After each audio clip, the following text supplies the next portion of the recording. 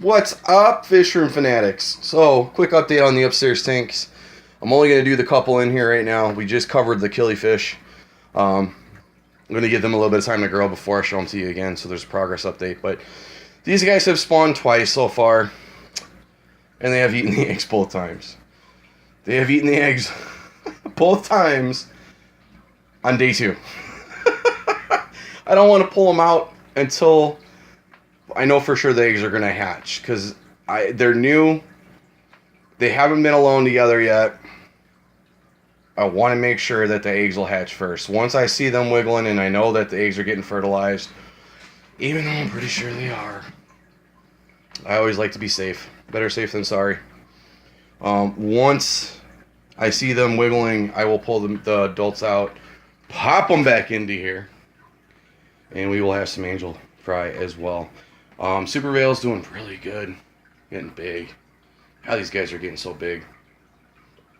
And then obviously the gold marble and our 2 platinum blue pearl scales also doing really good. Kind of hanging out and kicking back, and bristlenose are in there.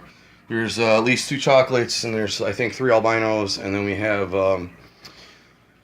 2 albino corridoras which have spawned eggs on the glass, and we didn't grab them because we didn't have anywhere to put them. But yeah, they've spawned already, so we lost those guys. Or we lost out on that batch anyways. But it's okay, because we got the green lasers downstairs we're raising, so it is what it is. But yeah, tank's still doing good. The Vallisneria is growing wildly out of control, as usual. And all of the rest of the plants in here are doing really well. There's one of the chocolates. He's out. That's cool. There's only 2 of them in here. I have a feeling that they're both male. Or both female. But I'm okay with that too. At some point, the bristlenose are going to get moved down into the inler tank. And we're going to put some caves in there for them.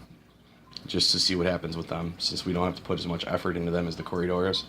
Definitely want to get those bred up too.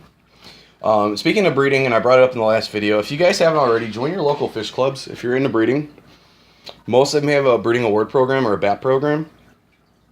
What you do is you keep the parents. You breed them. Once the fish are big enough to technically sell, you bring in however many they require, fill out the ticket, and you get points. And as you get those points, they accumulate. You usually get some pretty cool stuff, like achievements and awards and what have you. Just a little added bonus. So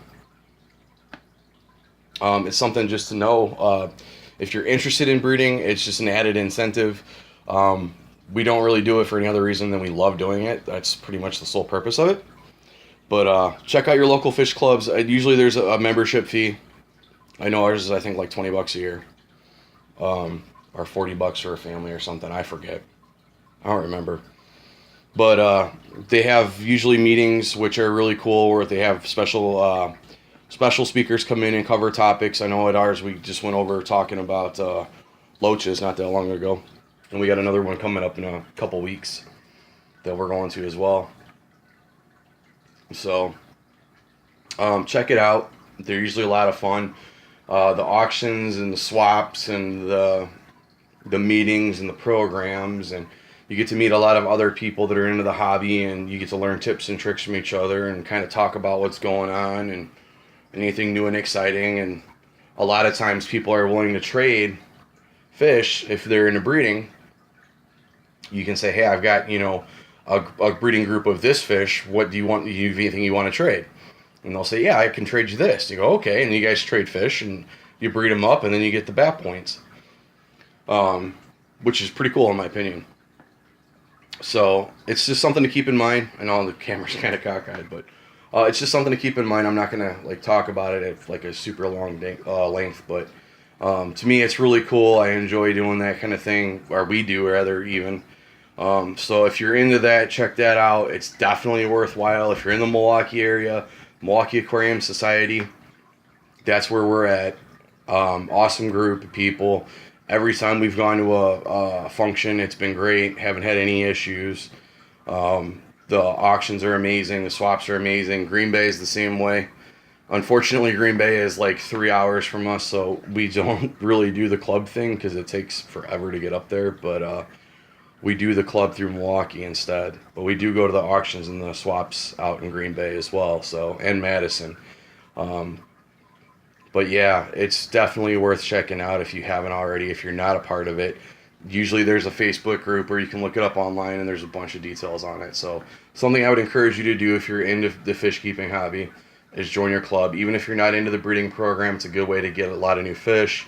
It's a good way to get a lot of new plants. And again, it's a great way to get a lot of new information. If there's something that you're struggling on and you've got a specific group of fish that you've been trying to breed and you haven't been successful with them, you can bring it up over there and say, hey, does anybody know anything about this? You know, or if you have problems keeping a certain fish alive, you know, hey, my water is hard and this is what my pH is, and for whatever reason I'm struggling with these guys and I'm doing water changes this often and my tank is cycled and blah, blah, blah, blah, blah. Somebody that's been in that same situation can step up and say, hey, this is what's going on, more than likely, try this out, let me know. And it's just a great way to gain knowledge. So you can become very educated very quickly with the extensive amount of knowledge that is gathered in one of those rooms. It's just incredible. So I highly encourage it if you haven't already. But anyways, back to this. I'm so sorry for the little side rant, but these guys, again, they've spawned twice. I'm waiting till the eggs are wigglers, hatched and wigglers, and then they'll move. And then we'll raise those angel fry up and see what we get, because I'm curious to see what these two are going to make. Only reason we're breeding them. Ultimately, my plan is to get these two into a tank by themselves, because these are going to be the ones that we want to breed for profit. So, yeah. Anyways, if you guys have any questions, comments, or concerns, as always, drop them in the box below. Sorry the video ran a little bit long on me ranting about the clubs and stuff, but I think they're a great organization. You should check them out, period. So if you haven't already, do us a favor, hit that like, subscribe, and share button. Let's get some more people into the fish keeping hobby. And as always, folks, happy fish keeping.